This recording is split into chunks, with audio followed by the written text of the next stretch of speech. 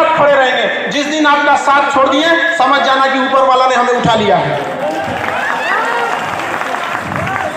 कभी भी हिम्मत नहीं हारिएगा। सबसे मजबूत इंसान कौन होता है? जिसका सपना टूट गया हो, जिसका दिल टूट गया हो, जिसके अपने छोड़ दिए हो, जिसका शरीर जवाब दे रहा हो, लेकिन फिर भी वो मुस्कुरा के कहे मैं ठीक हूं। आप अपने आप को कभी कमजोर होने मत दीजिएगा। आपके अंदर वो साहस है। ज्वालामुखी कई टाइप के होते हैं। हम लोग जब पढ़ाते हैं भूगोल में तो ज्वालामुखी पढ़ाया जाता है, उसमें कई टाइप के ज्वालामुखी होते हैं। उसमें एक ज्वालामुखी होता है सुषुप्त ज्वालामुखी, जो सोया हुआ रहता है। आप सब सुषुप्त ज्वालामुखी हैं, सोए हुए। एक दिन जिस दिन ये विस्फोट करेगा ना, पूरी दुनिया देखते रह जाएगी आप लोग को। आप सब लोगों को ये जिम्मेदारी है। जिन लोगों की पढ़ने की उम्र है वो पढ़ेंगे, जो अभिभावक हैं अपने बच्चों को पढ़ाते रहेंगे। याद रखिएगा, अगर आप 1 साल में बदलाव चाहते हैं तो धान की खेती कीजिए। अगर आप चाहते हैं 10 साल में बदलाव दीजिए, शीशम का पेड़ लगा दीजिए। लेकिन अगर आप चाहते हैं कि सदियों सदियों आपका इतिहास स्वर्णिम अक्षर से लिखा जाए, तो अपने बच्चों को शिक्षा दीजिए, क्योंकि शिक्षा उस शेरनी का दूध है जिसने पिया वो दहाड़ा है। आपकी दहाड़ पूरी दुनिया सुनेगी और आपको सुनाना है उनको अपनी दहाड़। आप जैसे भी हैं, आप अपने आप में पूरी तरह से संपूर्ण हैं। आप कभी किसी से तुलना मत कीजिए, क्योंकि आप जैसे हैं वैसे ही सही हैं। क्योंकि जो कीमत ओरिजिनल की होती है वो डुप्लीकेट की कभी नहीं हो सकती है। आप ओरिजिनल हैं, कभी भी अपने आप को दूसरों से कम मत आंकिएगा। आप में अंदर वो सहने की क्षमता है जो हम लोगों में नहीं है, इसीलिए भगवान आपकी परीक्षा ले रहा है। रेस में एक जब घोड़े को उसका मालिक जो उस घोड़सवार के पीठ पर बैठा रहता है उसको बहुत मारता है, बहुत तकलीफ देता है। उस घोड़े को नहीं समझ में आता है कि हमें मार क्यों रहा है, लेकिन हकीकत में वह उस घोड़े को जिताना चाहता है। तो भगवान भी जब आपको तकलीफ देना तो समझ जाइएगा कि आपका मालिक आपको जिताना चाह रहा है। और हिम्मत नहीं हारिएगा, क्योंकि कभी कभी गुच्छे की आखिरी चाबी भी पूरा ताला खोल देती है। कभी हिम्मत नहीं हारना है आप सब लोगों को।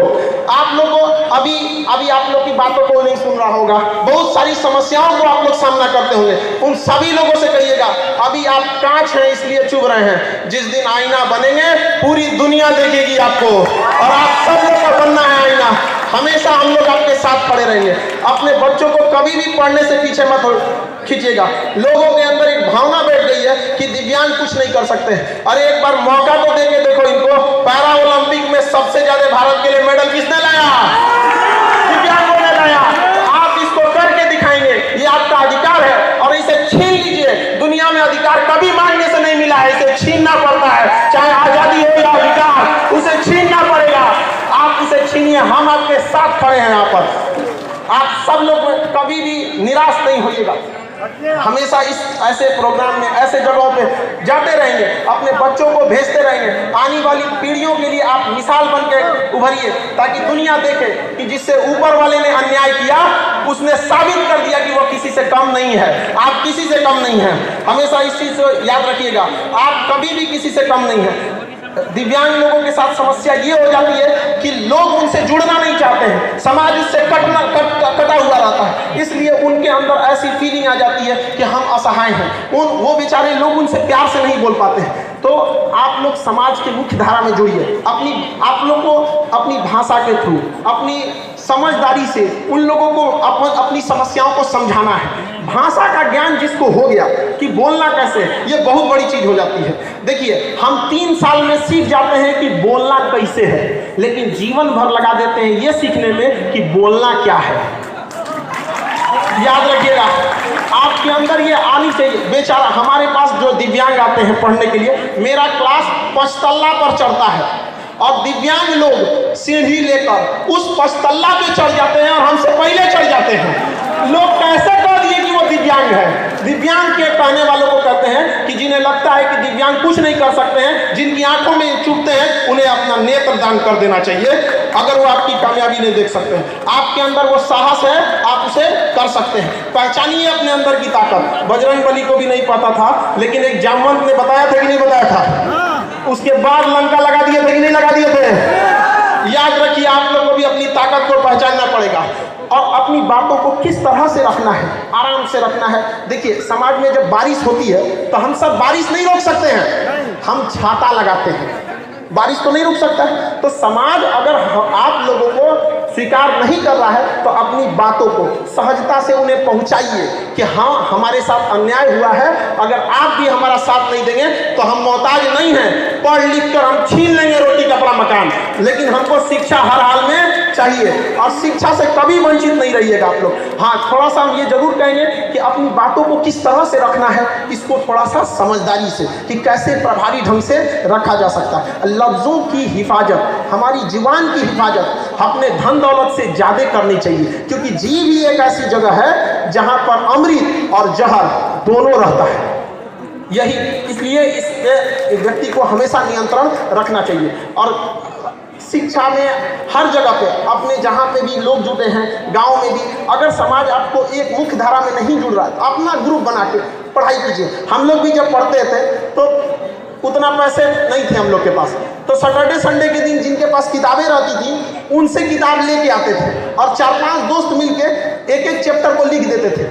2 दिन में वो किताब को अपने से एक एक चैप्टर कोई वो लिख दिया कोई ये लिख दिया, लिख के कंप्लीट कर लेते थे। तो अभी आप लोग भी उस तरह से ग्रुप बना के पढ़िए, जहाँ कहीं पे भी हैं आप सब लोगों को पढ़ना है। कितने लोग ऐसे हैं जो कहते हैं अपने बाल बच्चों को हम पढ़ाएंगे, यहाँ पर सारे लड़कों लोग को उठाना है। जो आपको पढ़ने से रोके उसको कहना है, जब खान सर नहीं रोकते हैं तो आप कहाँ के टीचर हैं जो आप रोक देंगे, आपका अधिकार है, आप उसको छीन लीजिए। यहाँ पर अंग्रेज भी हमें आज़ादी नहीं दे रहे थे सब, लेकिन क्या हम लोग मांगे, छीन लिए। वहाँ पर आपका भी अधिकार है, आप अपने अधिकार को छीन लीजिए यहाँ पर। और समाज के हिसाब से बहुत समाज की परवाह मत कीजिएगा। ये समाज ऐसा है कि जो गाँव के छोटे डॉक्टर होते हैं उनको समाज झोला छाप कहता है।